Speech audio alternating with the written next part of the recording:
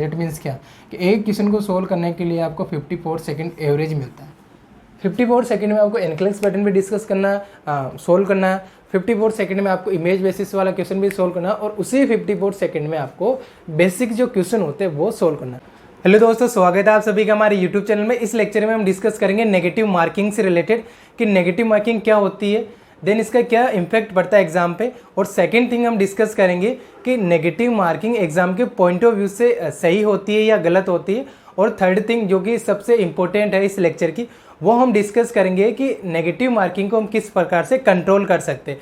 तो डिटेल से डिस्कस करेंगे, बने रहिए वीडियो के एंड तक। स्टार्ट करते हैं आज का lecture.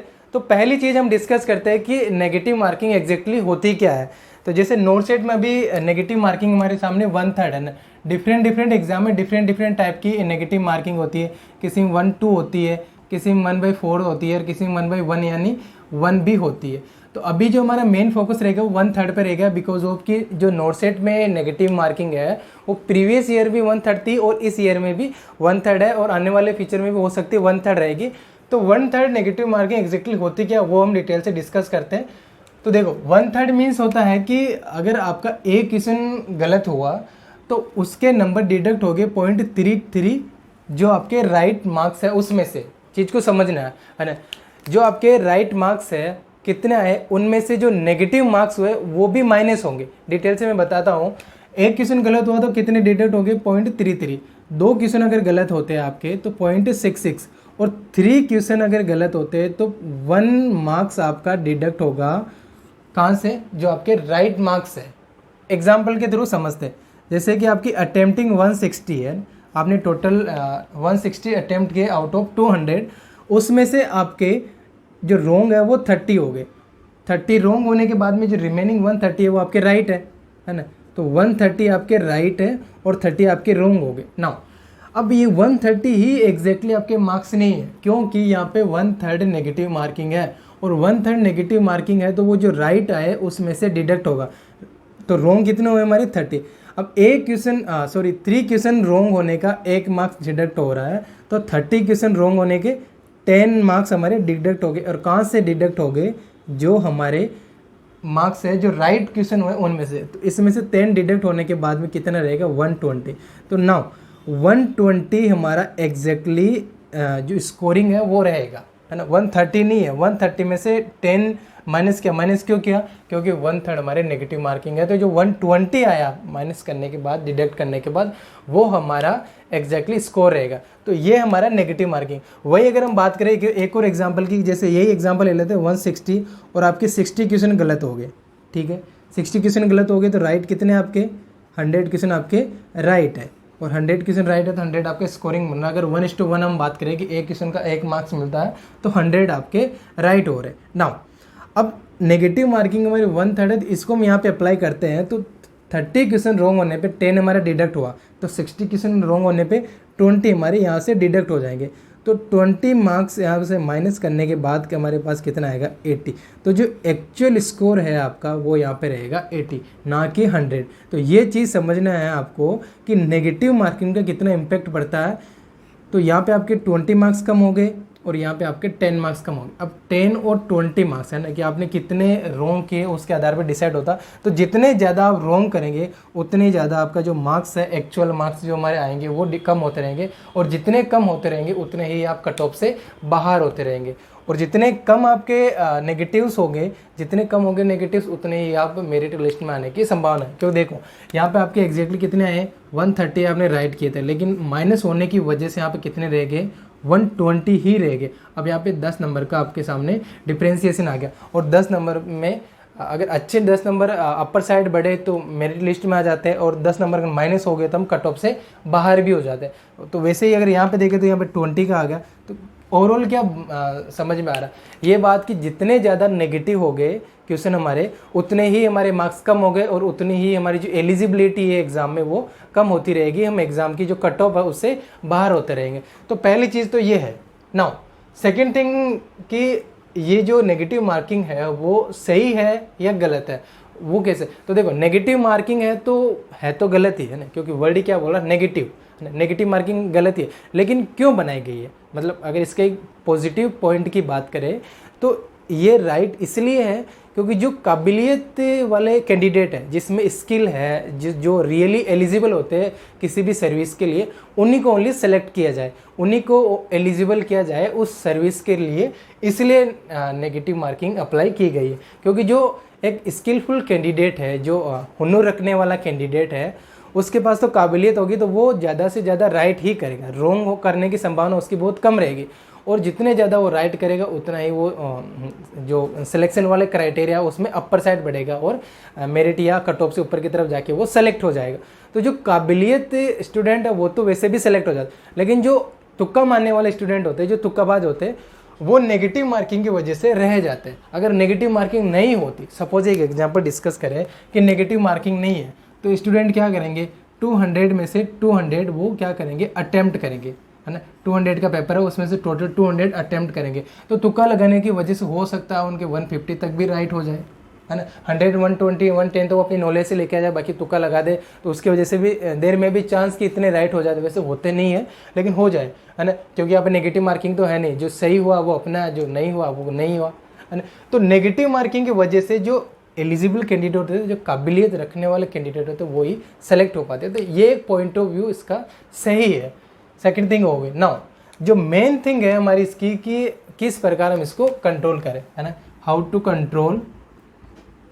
To control negative marking. सबसे बड़ी बात यही होती है ना, इसको थोड़ा हम डिटेल से डिस्कस करेंगे कि नेगेटिव मार्किंग को हम कंट्रोल कैसे करें। देखो, एग्ज़ाम एक ऐसी चीज़ है जहाँ पे अच्छे से अच्छे स्टूडेंट होते हैं, वो मतलब चाहते हैं कि बहुत अच्छे से अच्छे मार्क आए, है ना। और जितने ज़्यादा मार्क्स आएंगे उतने ही ज़्यादा वो मतलब मेरिट में आ पाएंगे, या अपने अकॉर्डिंग जो भी, अगर नोट सेट की बात करें तो जो उनका अपने अकॉर्डिंग जो एम्स वो सेलेक्ट करेंगे वहाँ पे वो पहुँच पाएंगे।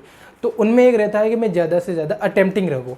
और अटेम्प्टिंग का अगर एक एवरेज की बात करें तो एम्स में 160 to 170 जो नोट सेट एग्ज़ाम होता है, ये अटेम्प्टिंग रहती है ना। मतलब जो प्रीवियस ईयर के एग्जाम्स है, और 160 से 170 के बीच में अटेम्प्टिंग रहती है। और जिन स्टूडेंट की नेगेटिव मार्किंग कम है वो एग्जाम में एलिजिबल हो जाते हैं, एग्जाम क्वालिफाई आसानी से वो कर लेते हैं। लेकिन 160 170 अटेम्प्टिंग है, लेकिन उसमें से 60-70 नेगेटिव मार्क्स हो गए तो वो एलिजिबल नहीं हो पाएंगे ना। तो किस प्रकार से हमें कंट्रोल करना, वन बाय वन थिंग्स को हम डिस्कस करते हैं।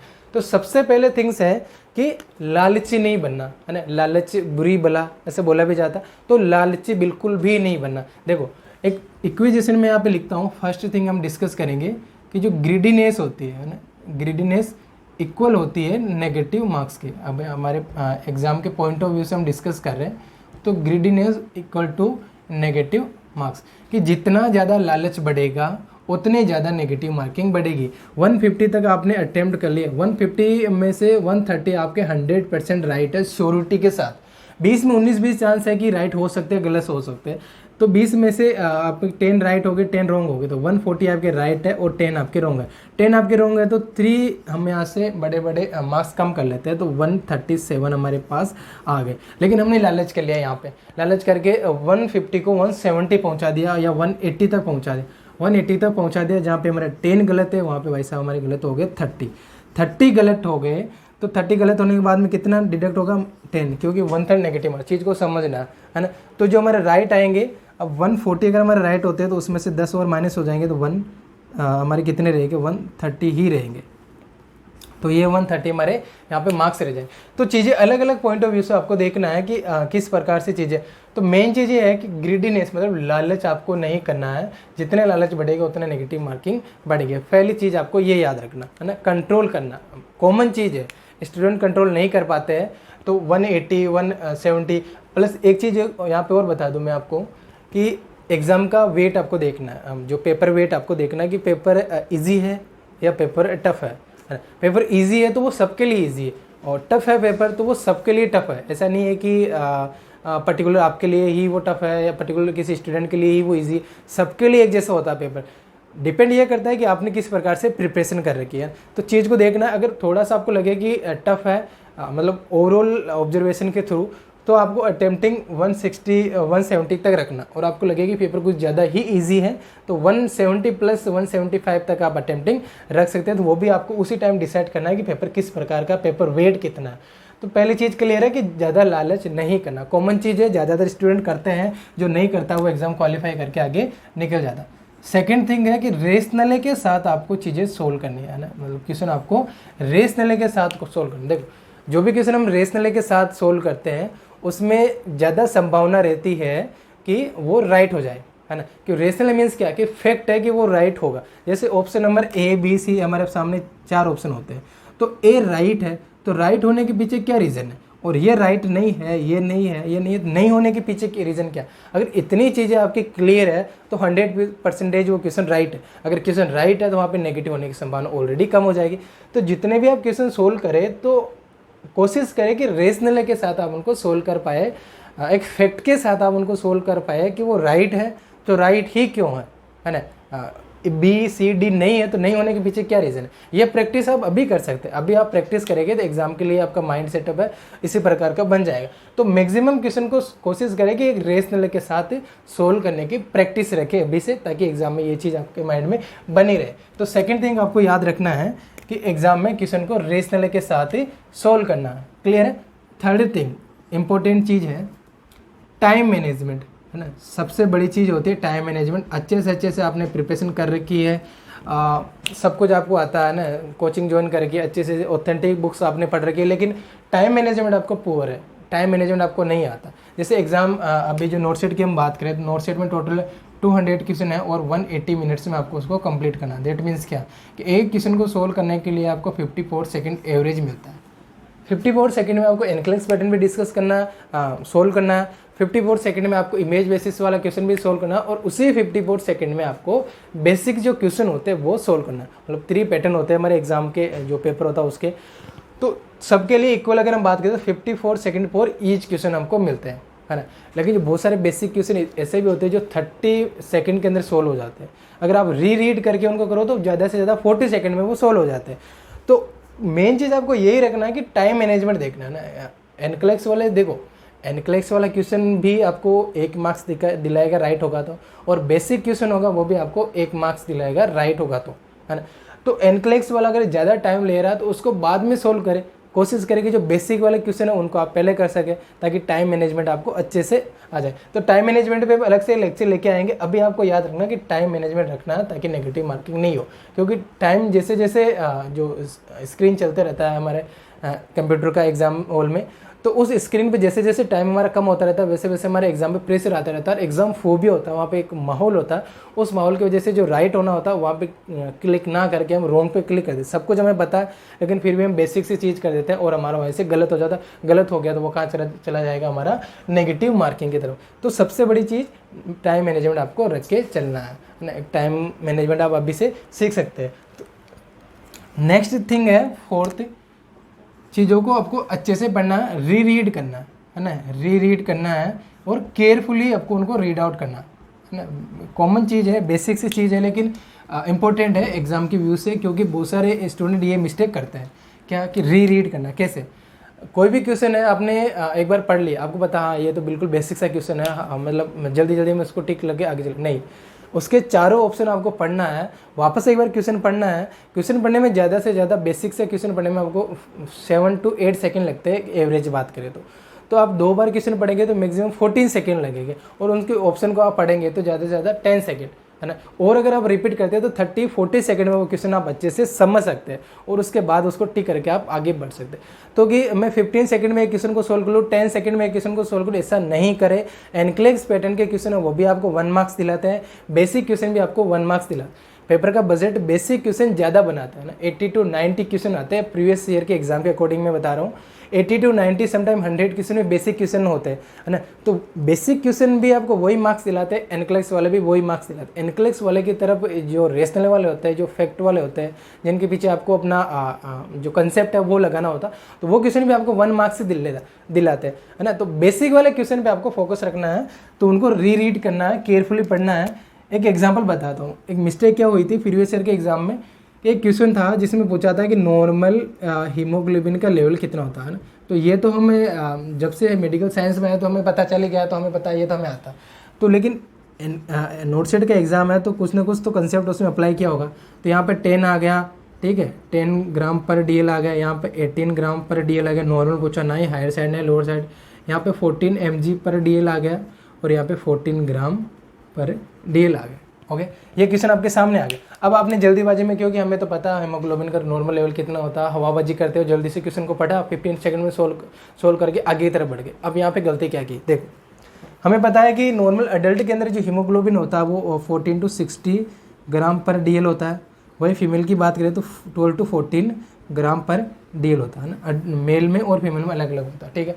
तो हमें पता है कि 14 नॉर्मल होता है, तो हम जल्दीबाजी में हवा करते हुए इसको टिक करके आगे बढ़ गए। 14 तो ठीक है, लेकिन हमने यूनिट नहीं देखी। ये क्वेश्चन प्रीवियस ईयर के एग्जाम में आया है और ये जो बेसिक से मिस्टेक है बहुत सारे स्टूडेंट ने कर रखी। अब आपको हीमोग्लोबिन का पता, नॉर्मल लेवल पता, अडल्ट का पता, फीमेल का पता, सब कुछ आपको पता है, लेकिन आपको यूनिट ठीक से नहीं पढ़ी। यूनिट भी आपको पता है, लेकिन आपने क्वेश्चन को ठीक से केयरफुली नहीं पढ़ा या उसको रीड नहीं किया, तो क्या कर दिया आपने 14 mg पर DL करके आगे बढ़ गए। जबकि भाई साहब ये तो mg लिखा हुआ, जबकि होता किस में एग्जैक्टली ग्राम में होता। तो यहीं से आपका गलत हो गया, है ना। यही मिस्टेक होती है, इसी मिस्टेक की वजह से स्टूडेंट एग्जाम क्वालिफाई नहीं कर पाता, क्योंकि जितने क्वेश्चन रॉन्ग हो गए उतने नेगेटिव मार्किंग बढ़ेगी, चीज़ को याद रखना। तो ये मिस्टेक नहीं करना, ईच ऑप्शन को आपको अच्छे से पढ़ना। अब ये तो नहीं होगा तो इसको हम एलिमिनेट कर देते हैं। अब 2 है तो इसमें क्या सिमिलरिटी है, क्या डिफरेंशिएशन है, तो 14 तो लेकिन mg पर DL नहीं होता, ग्राम पर DL होता है। ये चीज़ पकड़ना, तो ये राइट ना होके ये राइट होगा। तो ये चीज़ें हमें पकड़ना सीखना, जब ये आप ये चीज़ें पकड़ना सीख जाएंगे तो आप एग्जाम को आसानी से क्वालिफाई कर सकते। देखो स्टडी सब करते हैं, प्रिपरेशन सब लोग करते हैं ना, कंसेप्ट भी सब बना देते, लेकिन कुछ कुछ चीज़ें होती है वो हर स्टूडेंट नहीं कर पाता, जो कि करना चाहिए, है ना। तो आपको ये चीज़ रखना। तो पहला ग्रेडीनेस मतलब लालच नहीं रखना, रेशनल के साथ सोल्व करना, टाइम मैनेजमेंट सबसे इंपॉर्टेंट चीज़ है, अभी सीखना आपको टाइम मैनेजमेंट के साथ करना, और रीड करना, केयरफुली रीड आउट करते हुए आपको पेपर को सोल्व करना। तो ये हमारा आज का लेक्चर हो गया नेगेटिव मार्किंग से रिलेटेड। इसमें आपको किसी प्रकार का डाउट है तो आप हमें कमेंट करके बता सकते हैं। बाकी